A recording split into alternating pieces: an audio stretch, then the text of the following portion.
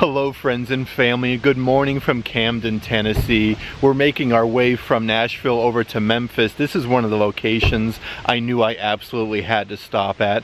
This is the plane crash site of the late great Patsy Cline, one of the best country music performers of her time. It's just so eerie to be here. Like, I can't believe I'm here, just to be, like, I'm speechless.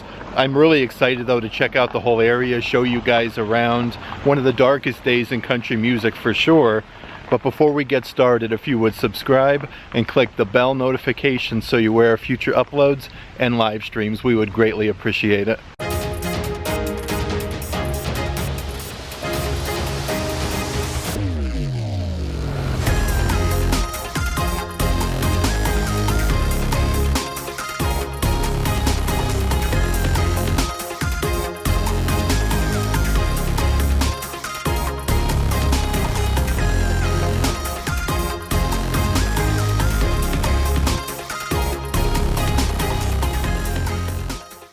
Before we do head into the woods and whatnot and check out where the plane crash and everything was, I do want to check out the different memorial markers and things that they have. It looks like there's a nice long pathway for you to kind of traverse the wooded area to the bottom section way down here where the plane crash site is, but they do have lots of spaces over here for car parking. Also, as we make our way throughout the area, we'll talk about Patsy Cline and all the different people that were in the plane, how it crashed and everything as well. It's definitely like a very chilly morning here. I did want to point that out. It's a very beautiful fall day. On March 5th, 1963, American country music performers Patsy Cline, Cowboy Copas, and Hawkshaw Hawkins were killed in an airplane crash near Camden, Tennessee. Like I was saying, this is the location. United States, along with the pilot Randy Hughes. The accident occurred as the three artists were returning home to Nashville, Tennessee, which isn't too far from here, after performing in Kansas City, Kansas. I did want to show on my phone a picture of the actual type of airplane that they were in. This was a 1963 Camden PA-24 crash. This is a Piper PA-24 Comanche, similar to the one in the accident. This is 60 years ago. So there were three country music performers, then of course the pilot, so there was basically one non-country performer and then the three performers, but all of them ended up in a fatal crash, where it crashed in these trees right over here. Nobody survived. I do want to say though, like, the whole drive into here is very, very beautiful. They have everything really maintained. As seriously though, like, no pun intended, it's a country road completely coming over here in this direction. But they do have a lot of different markers and different things for you to check out while you're walking down to the plane crash site. This right here is the driveway that you'll take in to enter the Patsy Cline Memorial. And then right over here they do have a very nice wooden cross on display. It has the marker March 5th, 1963, when the plane crashed.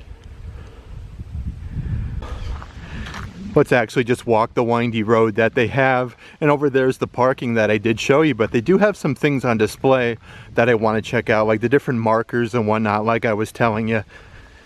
They have some nice bricks stacked here, and even more crosses. Somebody must have just brought these flowers out not too long ago. But that's really beautiful.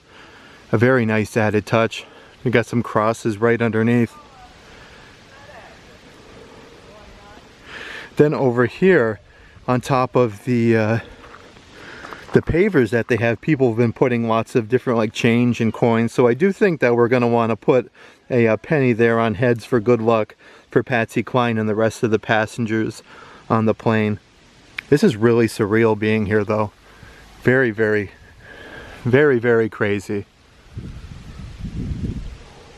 Here's one of the placards that they do have as soon as you come in. One of the darkest days in country music history. On March 5th, 1963, at 30 years of age, country singer Virginia Patterson Hensley, better known as Patsy Cline, along with her manager Randy Hughes and fellow Grand Ole Opry stars Hawkshaw Hawkins and Cowboy Copas, were killed in a plane crash in Camden, Tennessee, on their way home from a benefit concert in Kansas City, Missouri. Known for her smooth-sounding, emotive voice, Cline helped break down the gender barrier in the musical genre. Considered one of country music's greatest vocalists, Cline was inducted into the Country Music Hall of Fame, 1973.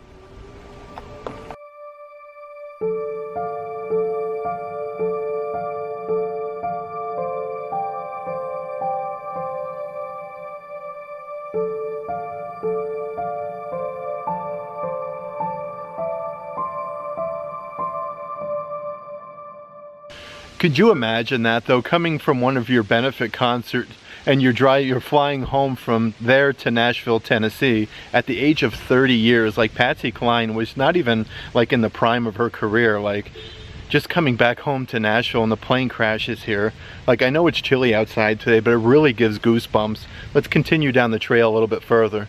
They did do this trail really nice though. It's like very walkable. You don't have to walk into the woods. So if you do need a little assistance, like a wheelchair or anything like that, definitely doable. I'll say that. Definitely doable. And it gets a little windy here down the side. Looks like they do have a pergola over there and some type of a TV screen. Maybe we'll head over there really quick to see what that's all about. But it doesn't look like there's anything to get up this way, so we're gonna have to use the old feet there. There we go. Yeah, let's see what's going on over here.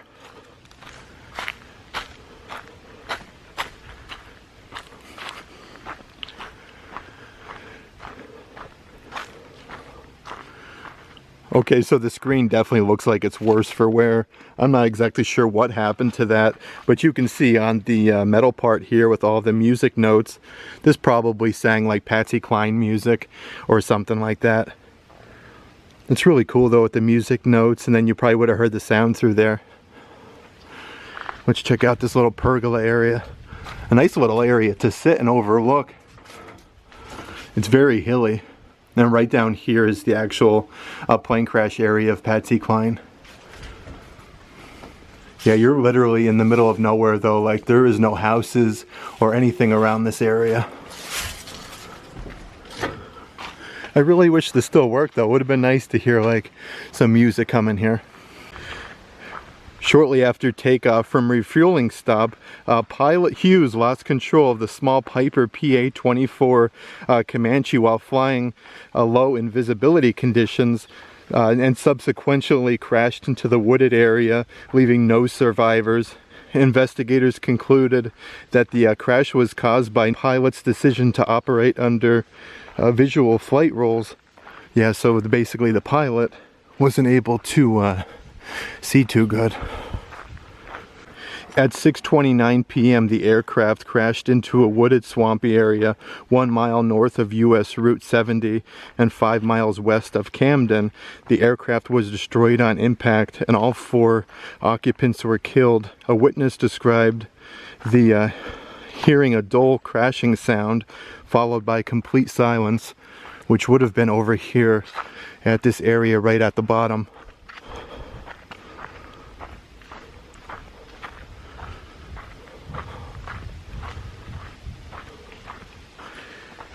It's like so quiet and like peaceful in this area.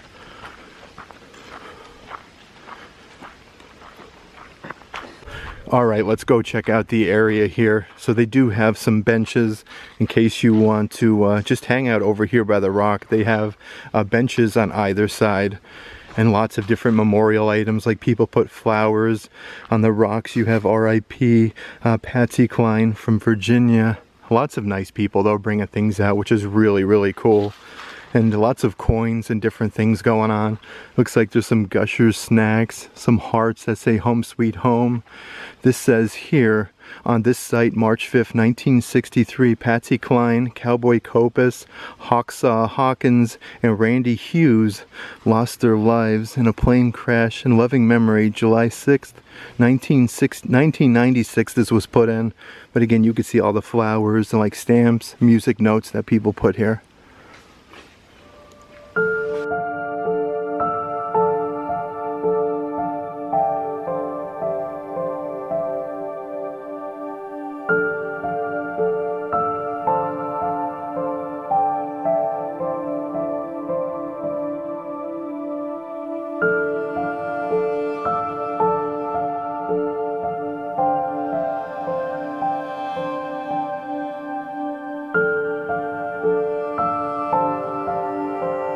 I did also want to point out here at the site, it looks like some people left some guitar picks, definitely very fitting obviously, and there's some coins, and the stamps though, I'm not quite sure why the stamps are there, but that is really interesting.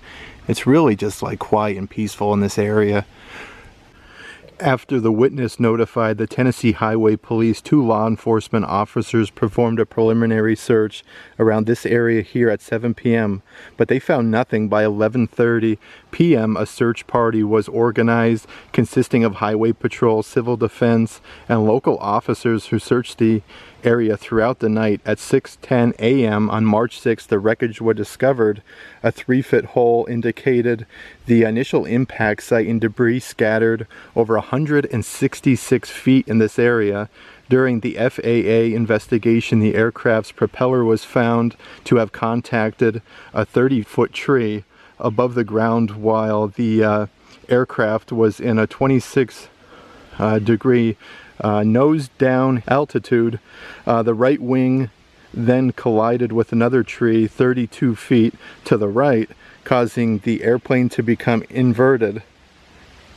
The downward angle increased 45 degrees and the Comanche hit the ground at an estimated speed of 175 miles per hour. Investigators believe that Hughes entered an area of deteriorating weather with low visibility and lost his visual reference with the ground. This indicated spatial disorientation and was eventually led to the graveyard spiral, they called it, with the aircraft entering into a right-hand diving turn. That is so crazy. Like, this place completely like transcends just the fact of like country music. You're talking about people's lives. Absolute legend Patsy Cline. And just being here is very humbling.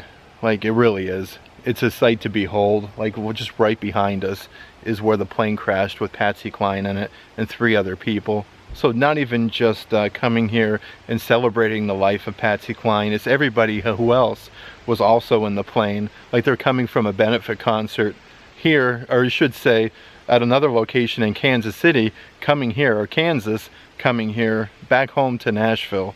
It's really, really crazy. If you liked today's video, give it a big thumbs up, and as always, make today awesome.